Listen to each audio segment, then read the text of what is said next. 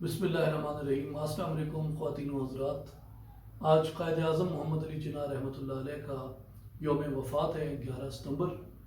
اور قائد اعظم محمد علی جناح رحمۃ اللہ علیہ مسلمانوں کے نہ صرف اسلامیان ہند کے بلکہ دنیا اسلام کے بہت بڑے قد کے لیڈر تھے، اتنے بڑے کہ ہمیں ان کی عظمت کا ادراک ہی نہیں ہے، اور ان میں سے ان کے کئی پہلو ہیں جن پہ بات کی جا سکتی ہے۔ تو مختصراً ہم چند چیزیں وہ دیکھتے ہیں جن کا ایک دنیا اعتراف کرتی ہے قائد اعظم کی۔ اگر آپ پرسنالٹی میں دیکھیں تو 3 چیزیں آپ کو سب سے زیادہ نمایاں نظر آتی ہیں، جن میں ایک یہ کہ وہ بہت بڑے پولیٹیشین تھے، وہ بہت بڑے وکیل تھے، وہ بہت بڑے ایڈمنسٹریٹر تھے۔ اگر آپ قائد اعظم کی پالیٹکس کو دیکھیں تو پالیٹکس میں قائد اعظم نے جس طریقے سے مسلم لیگ کی اور کانگریس کی پلیٹ فارم سے جس طریقے سے انہوں نے پالیٹکس کی، پھر جس طریقے سے انہوں نے ان دونوں کو جوڑنے کی کوششیں کی، لکھنؤ پیکٹ جو ہوا جس میں انہوں نے ان کا مشترکہ اجلاس کروایا، پھر اس کے علاوہ قائد اعظم نے جس طریقے سے منور کیا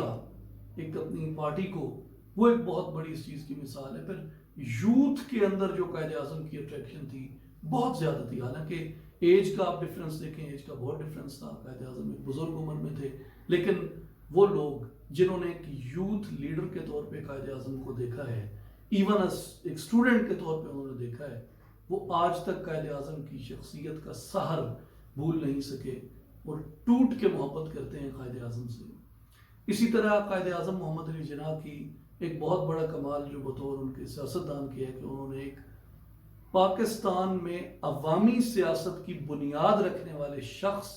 قائد اعظم محمد علی جناح تھے۔ یہ کریڈٹ کسی اور سیاستدان کو اگر دیا جائے تو قائد اعظم کے بعد دیا جائے گا۔ پاکستان میں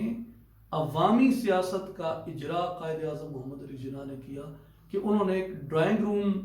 پارٹی کو ایک عوامی پارٹی بنا دیا، اور اس وقت کے جو بھی انتظامات تھے، چونکہ یہ برطانیہ یہاں پہ حکومت کرتا تھا، تو قائد اعظم نے ان انتظامات میں رہتے ہوئے ایک پوری عوامی سیاست کی، عوامی دورے کیے، عوام کے ساتھ براہ راست قائد اعظم نے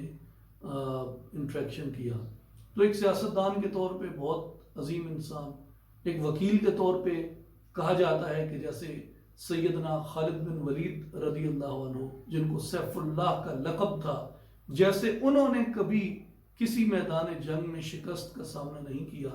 بطور وکیل کے جو قائد اعظم کا میدان جنگ تھا، قائد اعظم نے بھی کبھی شکست کا سامنا نہیں کیا، اور ہمیشہ اللہ تعالیٰ نے ان کو ان کے مقدمات میں فتح دی۔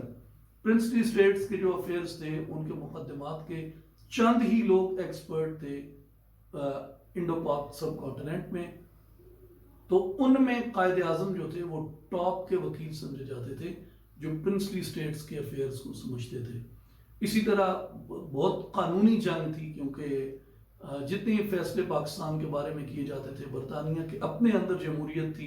موسٹلی جو ڈیبیٹس ہوتی تھیں وہ ویسٹ منسٹر میں ہوتی تھیں، تو وہاں برٹش پارلیمنٹ کے اندر ہوتی تھیں، تو ان کی قانونی حیثیت کو پاکستان میں اینالائز کرنے کے لیے قائد اعظم سب سے مسلمانوں کے پاس بہترین وکیل تھے، اور جو پاکستان کی جدوجہد تھی یہ بنیادی طور پہ اس کا بہت بڑا حصہ پالیٹکس کے علاوہ اس کا بہت بڑا حصہ جو تھا وہ کانسٹیٹیوشنل سٹرگل تھی۔ کس طریقے سے قائد اعظم نے اس وقت کی ہونے والی برٹش پارلیمنٹ میں ہونے والی قانونی مباحث کو اپنے حق میں استعمال کیا، یہ ان کا بہت بڑا ایک کرزما ہے اور بہت بڑی ان کا کریڈٹ ہے ایک وکیل کے طور پہ۔ اس کے بعد ہم دیکھتے ہیں بطور ایڈمنسٹریٹر کے، تو قائد اعظم محمد علی جناح نے جیسے پہلے میں نے کہا ایک ڈرائنگ روم پارٹی کو انہوں نے عوامی پارٹی بنایا۔ تو قائد اعظم کا بہت بڑا یہ کارنامہ ہے جس طریقے سے انہوں نے مسلم لیگ کا تحرک اور مسلم لیگ کی تحریک، اس کو جس طریقے سے انہوں نے آل انڈیا مسلم لیگ کا پریزیڈنٹ بننے کے بعد اس کو جس طریقے سے انہوں نے ایڈمنسٹریٹ کیا، فرنٹ سے اس کو لیڈ کیا، ہر محاذ پہ نظر آئے، ہر جگہ پہ پہنچے، ہر ایشو پہ قوم کو صحیح ایسی رہنمائی دی کہ قوم ان کی قیادت میں یکجا تھی، اور مسلمانوں کے واحد نمائندہ لیڈر قائد اعظم تھے، اور مسلمانوں کی واحد نمائندہ جماعت مسلم لیگ تھی۔ پھر 1 سال کے اندر اندر قائد اعظم نے جس طریقے سے ادارے بنائے ہیں، ملک کو جس طریقے سے ایڈمنسٹریٹ کیا اور کروایا ہے، یہ بہت بڑی ایک ایگزامپل ہے ان کی ایڈمنسٹریٹو اتھارٹی اور ان کی پاور کی اور ان کی ایبلٹی اور ان کی صلاحیت کی، ان کی اہلیت اور ان کی قابلیت کی۔ اس کے بعد جو چیز مجھے بڑا انسپائر کرتی ہے وہ قائد اعظم کی پرسنالٹی میں پائی جانے والی ڈائیورسٹی ہے۔ یعنی اگر آپ دیکھیں پوری زندگی قائد اعظم کی ہمیشہ مختلف تجربات سے گزری، ہمیشہ مختلف تجربات سے گزری، اور میں حیران ہوں اتنا مستقل مزاج آدمی اور اتنے مختلف تجربات سے گزرے، اور قائد اعظم نے جس طرح چینجز کو قبول کیا، جیسے اقبال کہتے ہیں نا کہ ثبات ایک تغیر کو ہے زمانے میں، تو وہ تغیر جو تھا قائد اعظم نے بہت قبول کیا اس کو۔ انڈیا میں تعلیم، پھر انگلستان میں تعلیم، پھر انڈیا کا انوائرمنٹ ڈفرینٹ، انگلینڈ کا انوائرمنٹ ڈفرینٹ، پھر ماڈرن اور ریلیجیس جو مینٹلٹی ہے اور جو زاویہ نگاہ ہے، جو سوچ ہے، اس کا کوئی بہترین امتزاج آپ کو اگر نظر آتا ہے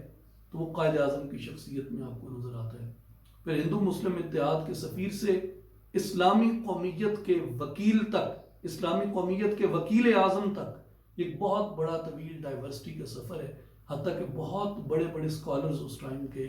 وہ اس بات پہ بوکھلائے ہوئے تھے کہ ہم ہندی قومیت پہ یقین رکھیں یا اسلامی قومیت پہ یقین رکھیں۔ ایک ایسا شخص جو ہندی قومیت کا سب سے بڑا وکیل، ہندو مسلم اتحاد کا سب سے بڑا سفیر تھا، وہ اسلامی قومیت کا قائد اعظم بن گیا۔ پھر ایک اور چیز جو مجھے بڑا انسپائر کرتی ہے وہ قائد اعظم کی پاکستان کے اندر اکراس دا بورڈ ایکسیپٹیبلٹی ہے۔ یعنی مشائخ صوفیہ قائد اعظم کے ساتھ تھے، پھر قائد اعظم کے ساتھ بڑے بڑے جید علماء، آج تک بہت سے ان سے اختلاف رکھنے والے بھی قائد اعظم کے کوٹیشنز کو ایک اصول، ایک پرنسپل کے طور پہ پیش کرتے ہیں، ایکسیپٹ کرتے ہیں۔ یعنی جتنے مسالک پاکستان میں ہیں، میرا سب سے انٹریکشن رہتا ہے اور میں نے سب میں قائد اعظم کا بہت زیادہ احترام دیکھا ہے۔ پاکستان کی جو اقلیتیں ہیں وہ قائد اعظم کو آئیڈیلائز کرتی ہیں۔ آپ پارسیز دیکھ لیں، ہندو دیکھ لیں، سکھ دیکھ لیں، کرسچنز دیکھ لیں، یہ لوگ بے پناہ محبت کرتے ہیں قائد اعظم سے، اور یہ قائد اعظم کی شخصیت کا ایک کرزمہ ہے، گاڈ گفٹڈ چیز ہے ان کے لیے۔ اکراس دا بورڈ آج بھی اگر کسی پولیٹیکل لیڈر کی پاکستان میں ایکسیپٹیبلٹی ہے تو وہ قائد اعظم محمد علی جناح سے ہے۔ کسی دوسرے سیاسی لیڈر کی اتنی اکراس دا بورڈ ایکسیپٹیبلٹی نہیں جتنی قائد اعظم محمد علی جناح کی ہے۔ پھر اپنے وقت میں ان کا جو مسلم دنیا کے حالات تھے، انڈونیشیا میں کیا ہو رہا ہے، ایجپٹ میں کیا ہو رہا ہے، پیلسٹائن میں کیا ہو رہا ہے، عراق میں کیا ہو رہا ہے، انڈیا میں کیا ہو رہا ہے، دنیا اسلام میں سینٹرل ایشیا میں کیا ہو رہا ہے، رشیا کیا کر رہا ہے، کون کیا کر رہا ہے، ہر ایک پہ قائد اعظم کی نظر، ہر ایک کی قائد اعظم نے عملاً مدد کی ہے۔ یعنی فلسطینیوں کی عملاً مدد کی، انڈونیشیا کے مسلمانوں کی عملاً مدد، اس کے علاوہ بھی بہت سی ایگزامپلز اس میں کوٹ کی جا سکتی ہیں۔ پھر ایک اور بہت بڑی چیز وہ یہ کہ ہسٹورینز اس بات کو ایکسیپٹ کرتے ہیں کہ 20th سینچری کا بگیسٹ پولیٹیکل سیکرٹ کیا تھا۔ 20th سینچری کا بگیسٹ پولیٹیکل سیکرٹ، یعنی اس سیکرٹ کو آپ کمپیئر کریں گے کہ ہٹلر کی باڈی کدھر گئی، اور اس طرح کے جو بڑے بڑے سیکرٹس تھے جن کو آپ biggest secret of 20th century کہہ سکتے ہیں، پولیٹیکل سیکرٹ، ان میں ایک بہت بڑا جو پولیٹیکل سیکرٹ تھا وہ قائد اعظم کی بیماری تھی۔ کیونکہ قائد اعظم یہ جانتے تھے کہ جو مجھے بیماری ہے یہ مجھے زیادہ عرصہ زندہ نہیں رہنے دے گی، اور اس کا پتہ اگر ہندوؤں کو چل گیا، انگریز کو چل گیا، تو وہ کبھی بھی پاکستان نہیں بننے دیں گے۔ اس شخص نے اپنی جان قربان کر دی، اپنی صحت تباہ کر دی، لیکن اپنا ملک حاصل کر کے رہا۔ پھر ایک اور چیز قائد اعظم کی جو بہت بڑی ہے وہ یہ ہے کہ قائد اعظم نے کبھی بھی اپنی قوم اور اپنے نظریے پہ، یعنی اپنی پولیٹیکل آئیڈیالوجی کے اوپر انہوں نے کبھی اپنی ذات کو ترجیح نہیں دی، ہمیشہ اپنی قوم کو اور اپنی پولیٹیکل آئیڈیالوجی کو اپنی ذات پہ مقدم رکھا۔ آپ کو پتہ ہے برطانویوں نے بھی اور ہندوؤں نے بھی قائد اعظم کو یہ آفر کیا تھا کہ آپ یونائٹڈ انڈیا رہنے دیں، ہم آپ کو یونائٹڈ انڈیا کا پہلا پرائم منسٹر بنائیں گے۔ لتاں کور چون تو ایک بابے نوں انج آفر ہو جائے انہوں اور کی چاہیے، لیکن قائد اعظم نے اس آفر کو ٹھکرا دیا اور قائد اعظم نے کہا کہ میں اپنی قوم کے ساتھ یہ غداری نہیں کر سکتا۔ اسلامیان ہند کے مسائل کا حل ایک علیحدہ اسلامی ریاست کے اندر ہے۔ پھر قائد اعظم مجھے اللہ تعالیٰ کا ایک عطیہ نظر آتا ہے، ایک اللہ تعالیٰ کی عظیم ترین نعمت نظر آتی ہے۔ میں جب قائد اعظم کا ذکر کرتا ہوں، میں یہ نہیں کہتا کہ وہ میرا سیاسی لیڈر ہے، میں یہ کہتا ہوں کہ وہ اللہ کی طرف سے میرے لیے عظیم ترین تحفہ ہے۔ ویل اکوپڈ، اس کے زمانے میں جو جنگ تھی، اس جنگ کے لیے اللہ تعالیٰ نے اس بندے کو ویل اکوپڈ کر کے بھیجا تھا۔ قانون میں، ایڈمنسٹریشن میں، پالیٹکس میں، پولیٹیکل لیڈرشپ میں، ڈیسیجن میکنگ کے اندر، ویژن کے اندر، مطالعے میں، علم میں، دلیل میں، لاجک میں، منطق میں۔ اور آپ کو پتا ہے کہ جو لیگل آرگومنٹیشن ہے وہ جنرل جو لاجک ہے اس سے بہت ڈیفرنٹ ہے اور اس سے بہت مشکل ہے، لیکن جو جنگ تھی، جو میدان تھا، اس میں ایک 100% perfectly well equipped leader Quaid Azam محمد علی جناح تھے۔ اور اگر میں کنکلوڈ کروں اس ساری گفتگو کو، تو میں کنکلوڈ اس کو اس چیز پہ کروں گا کہ وہ مجھے یقین ہے کہ میں ایگزیجریٹ نہیں کر رہا، یہ میں وہ بات کر رہا ہوں جو وہ ڈیزرو کرتا ہے۔ یہ دلیل اور لاجک پہ اور بہت بڑے بڑے دلائل کی بنیاد پہ میں یہ بات کر رہا ہوں کہ 20th سینچری کے سیاسی لیڈر کے طور پہ عالم اسلام میں قائد اعظم کا وہ مقام ہے جو 18th سینچری میں ٹیپو سلطان کا تھا، جو 17th سینچری میں سلطان اورنگزیب عالمگیر کا تھا، جو 16th یا 15th سینچری کے اندر جو مقام دنیا اسلام میں سلطان محمد فاتح کا تھا، جو 12th سینچری میں سلطان صلاح الدین ایوبی کا تھا، جو فاتح اسپین، فاتح اندلس طارق بن زیاد کا تھا، جو فاتح ہند سلطان محمود غزنوی کا مقام تھا۔ 20th سینچری کے مسلمان لیڈرز میں واحد قائد اعظم ہیں جن کو آپ ان عظیم المرتبت اسلامی فاتحین، اسلامی سیاستدانوں اور ان جرنیلوں کے ساتھ جس کا آپ کمپیریزن کر سکتے ہیں۔ اللہ تعالیٰ قائد اعظم کی قبر پہ لاکھوں کروڑوں